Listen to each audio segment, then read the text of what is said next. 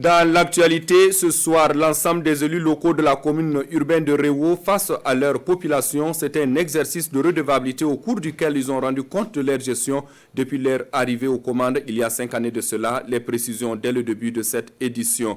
Bien connu du monde artistique burkinabé ainsi que de celui associatif, il est fait désormais champion de l'environnement, pas pour ses œuvres artistiques mais pour ses actions en faveur de l'assainissement. Lui, c'est l'humoriste Wenyam Séverin Yamego, alias la Jaguar. Ses mérites ont été reconnu hier par une association internationale. Explication dans ce journal-là.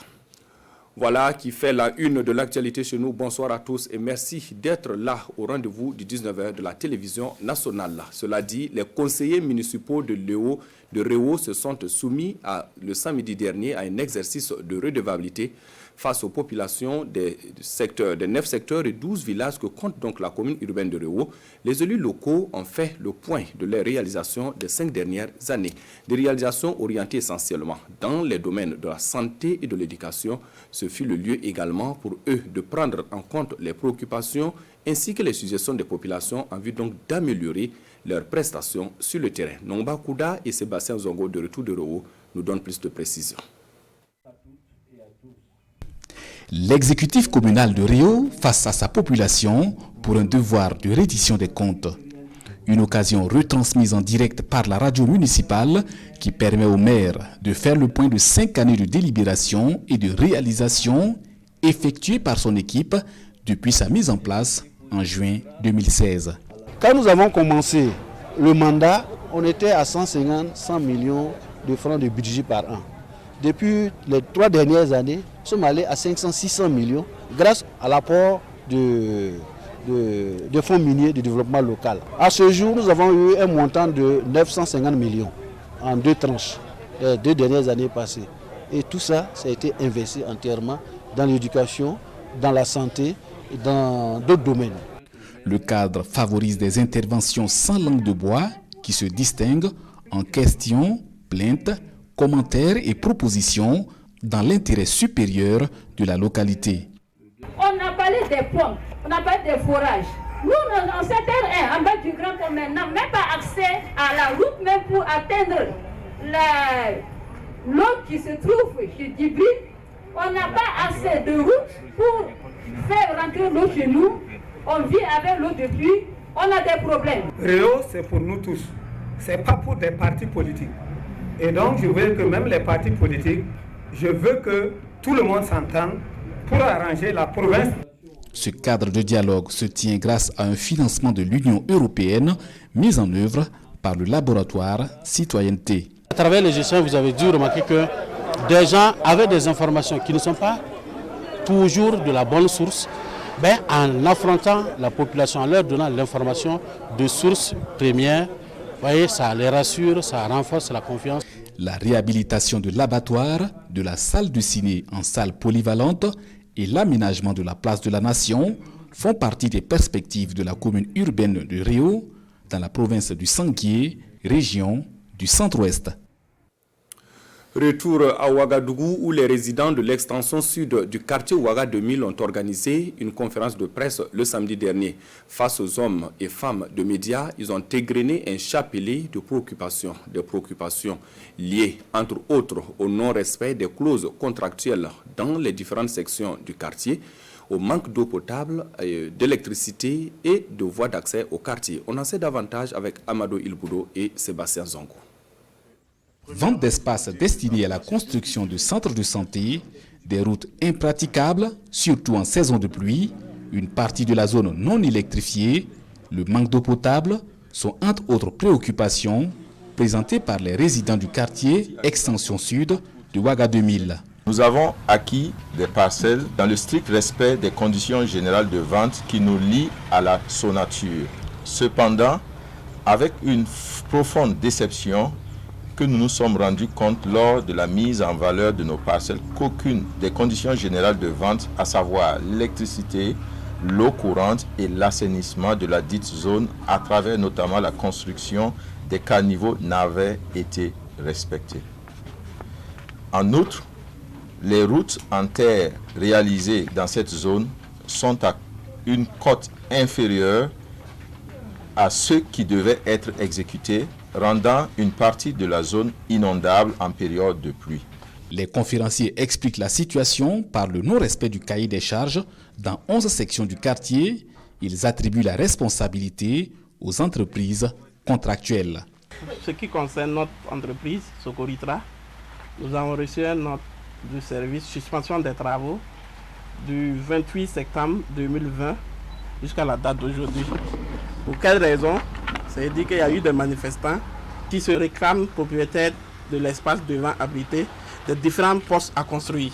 Cette conférence de presse est une action d'interpellation des autorités pour l'achèvement des travaux de viabilisation qui devraient prendre fin depuis février 2020, selon les conférenciers. Et après 3 années de formation théorique pratique en sciences juridiques et politiques à l'Université Thomas Sankara, ils sont désormais sur le marché de l'emploi. Avec pour nom de baptême Promotion Abdoulaye Soma, ils sont plus de 400 étudiants donc à recevoir leur parchemin de fin de formation en cette matinée du 31 juillet 2021. Bernard Kombelem et Pascal Kani étaient de la partie. Voici leur compte rendu. C'est le couronnement pour ces étudiants de l'Université Thomas Sankara. Après 3 années de dur labeur, les voici titulaires du diplôme de licence en sciences juridiques, un passeport pour la vie professionnelle pour laquelle ils ont été préparés durant toutes ces années. Aujourd'hui, naturellement, c'est la joie, mais le combat n'est pas fini pour autant. Particulièrement fier de moi pour le travail que j'ai battu. Ça n'a pas été facile. On a traversé des difficultés, mais on a atteint l'objectif final. Donc je voudrais remercier mes parents et mes amis pour m'avoir assisté pendant ces 3 longues années de licence. Et je compte encore relever les défis qui se présenteront dans le futur. Au regard de la qualité de la formation que les lauréats ont reçue, le patron de la cérémonie, lui-même avocat de formation, s'est dit rassuré quant à la relève. Je suis surtout très fier de voir la pérennité d'une relève assurée par l'université Thomas Sankara, de par la qualité de la formation, mais reconnaissance d'abord au corps professoral, au personnel ATOS, mais féliciter les lauréats et surtout les encourager à la persévérance, à aller de l'avant. Désormais nanti de ce diplôme universitaire, la promotion sortante promet travailler à honorer l'image de son parrain, le professeur Abdoulaye Soma. À l'ONG Compassion Internationale également, l'heure est à la fin de formation pour la 4e promotion des impétrants Cluster Israël. En partenariat avec l'Église des Assemblées de Dieu de Boulmugou, l'ONG a effectué le samedi dernier une cérémonie officielle de sortie de la dite promotion. Le film de la cérémonie avec Adama Giti et Olopoda. Ils sont au total 184 jeunes nouvellement sortis de l'école du savoir-faire et du savoir-vivre de l'Église des Assemblées de Dieu de Boulmugou. Ces 89 garçons et 95 filles recrutés depuis leur bas âge, entre 3 et 5 ans, ont été placés dans des centres de formation professionnelle avec l'appui financier de l'ONG Compassion Internationale.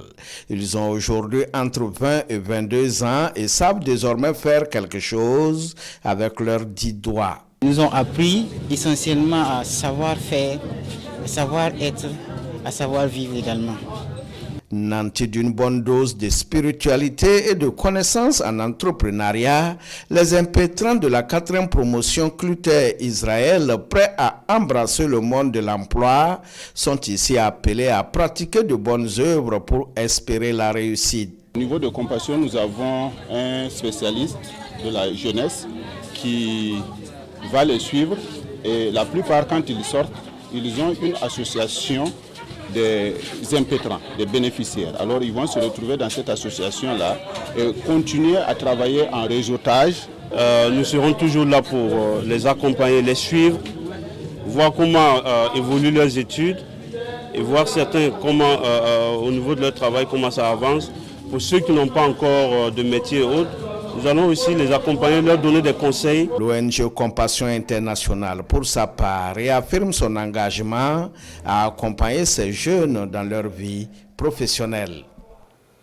Je vous l'annonçais en début de journal. Pour ses actions en faveur de l'assainissement, l'artiste humoriste Wenyam Sévérin Yamiogo, alias la Jaguar, est fait champion de l'environnement.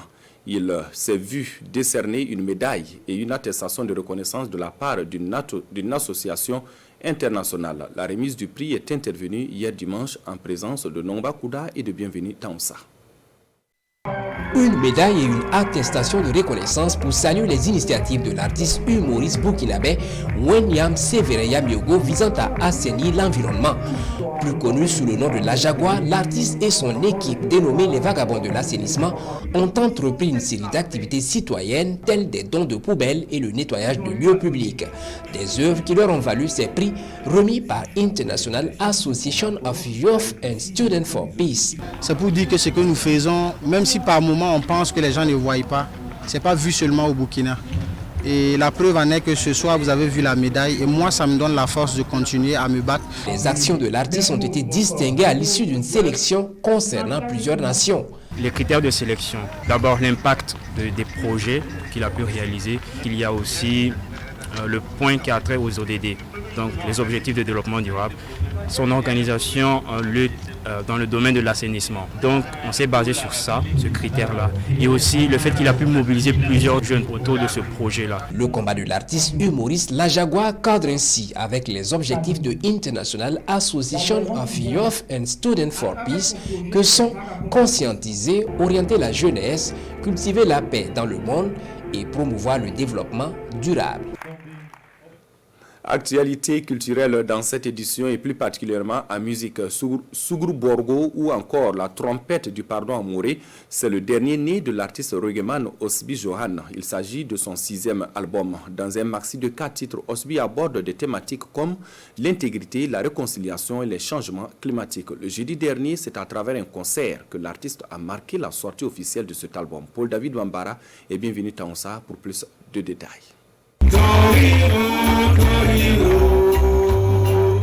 Et de 6 pour Osby Johan à l'état civil, Sibiri Joani Ouedraogo.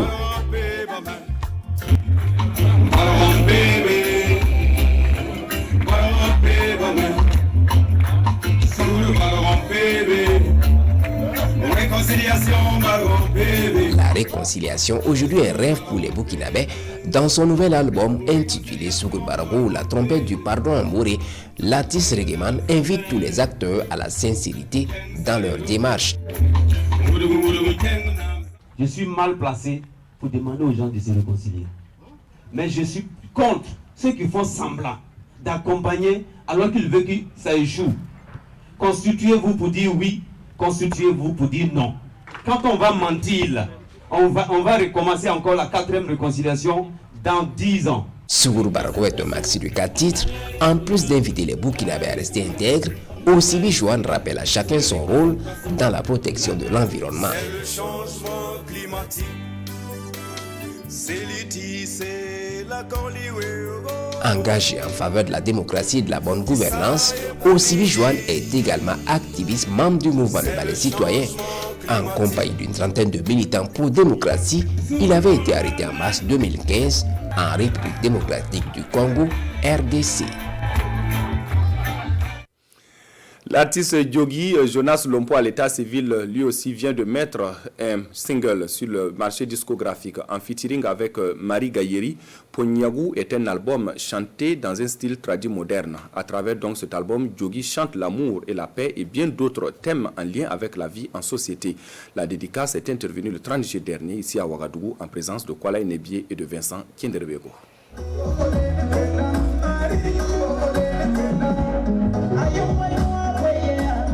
Du nouveau dans la production discographique burkinabé.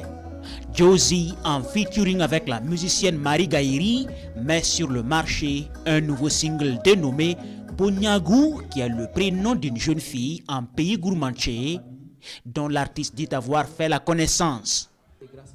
Dans un rythme tradit moderne, l'artiste qui joue au fils dans son clip s'adresse à sa mère, qui lui prodigue des conseils.